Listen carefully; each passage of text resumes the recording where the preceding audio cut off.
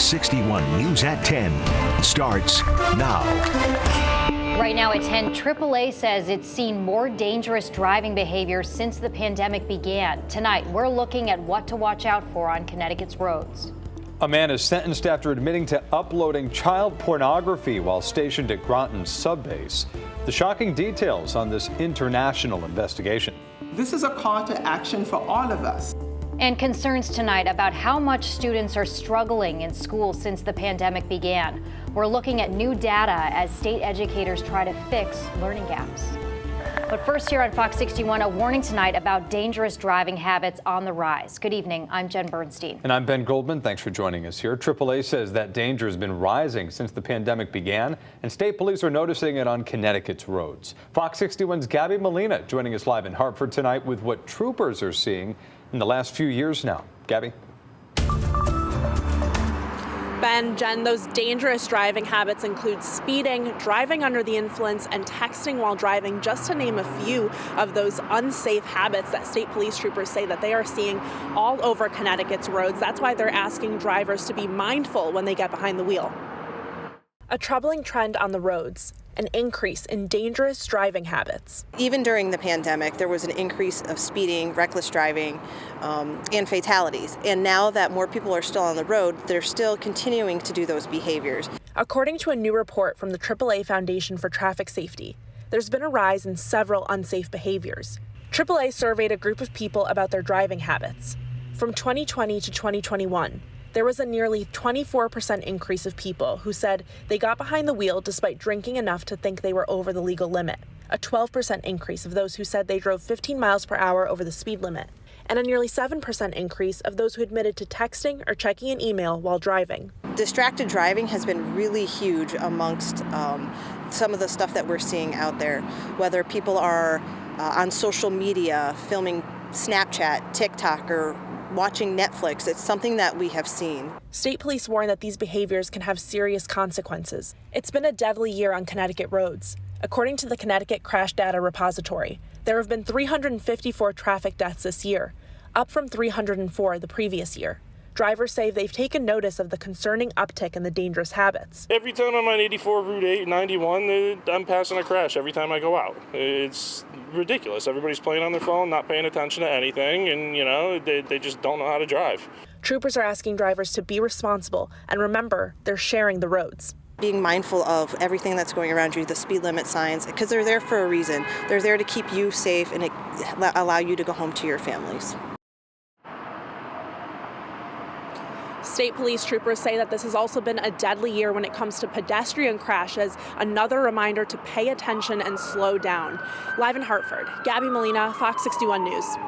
Gabby, thank you very much, and important points there. All right, the sun came out today, which was great, but those temperatures are going to start dropping. Yeah, Chief Meteorologist Rachel Frank joining us here for a first check of the forecast. Hi, Rachel. Hi, yeah, we knew the warmer temperatures weren't going to last too long. It's December after all, and the winds of change have been blowing. It's not too windy out there tonight, but still a bit of a breeze out there, 16 miles per hour in Chester, and temperatures are falling. This morning we woke up with temperatures that were in the 40s. It will be much colder when you wake up tomorrow morning, but still another thing those winds are doing is pulling in some drier air, kind of chasing this storm or disturbance. I don't know if I should call this a storm, sliding to the south of us.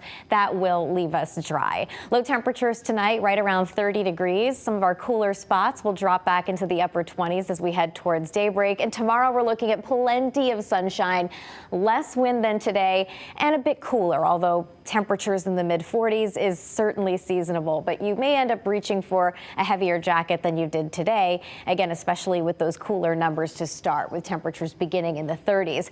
Calm tomorrow night and dry on Saturday with increasing clouds. And then, so you're saying there's a chance. We're getting ready for some snow. It looks likely heading into late Sunday night. It doesn't look like a lot. Looks like enough to get you in the holiday spirit, though. We'll talk about it. Full forecast coming up. Thank you, Rachel. Well, new at 10, an Illinois man is sentenced to 5 years in prison for uploading child pornography while he was stationed at the New London Naval Submarine Base. 25-year-old Zachary Williams pleaded guilty back in May. Court records say in 2019, Homeland Security investigators received a tip from Royal Canadian Mounted Police about people in the U.S. uploading child porn. Agents traced one picture to military housing on the subbase in Groton. In December of 2020, while stationed in Maine, Williams admitted to sharing and watching child porn. Investigators searched his phone and found hundreds of pictures and videos. Many victims were under 12 and some were infants or toddlers. Well, moving on here, new details tonight about the gruesome homicide of a single mother in Milford as her ex-boyfriend is charged with murdering her. 42-year-old Ewan DeWitt is accused of killing 40-year-old Julie Minogue with an axe Tuesday night with her 2 kids in her home. Police say DeWitt repeatedly violated her protective and restraining orders against him. Last month, Minogue told officers she was worried he would kill her. Unfortunately, the restraining order or protective order, it doesn't guarantee. We are looking for the individual who is the protected party to try and protect them as best as we can.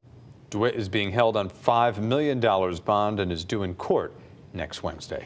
As we approach 1 decade since the Sandy Hook school shooting, Connecticut lawmakers are pushing for Congress to pass an assault weapons ban. They took part in a news conference today with survivors and families of mass shooting victims. President Biden signed the Safer Communities Act into law earlier this year. It's the biggest piece of gun legislation in 30 years, but those speaking this morning say more needs to be done. No one in America is safe. No place is secure. No community is immune. We will never give up, and we will not take no for an answer. However, chances right now are slim of an assault weapons ban passing in Congress, especially when Republicans take control of the House next month. Well, next Wednesday will mark 10 years since the Sandy Hook tragedy shook Connecticut and the country to its core. But the people of Newtown have remained resilient through the pain and anguish. And next week, we're going to take a look at how far the Newtown community has come. We will honor the 26 lives taken too soon and pay tribute to their memories. Fox 61 presents Sandy Hook Strong 10 years later, Wednesday at 7 p.m., right here on Fox 61 and streaming on Fox 61 Plus. Now let's take a look at Connecticut's fight against COVID-19 tonight. The daily positivity rate continues to stay above 9%, standing at 9.84%. 54 more people are in state hospitals with the virus. Sadly, 16 more people have died due to COVID-19. The flu is also on the rise here in Connecticut. So far this week, nearly 3,000 cases have been reported in the state. 13 of those cases put patients in the hospital, and 1 person has died because of the flu.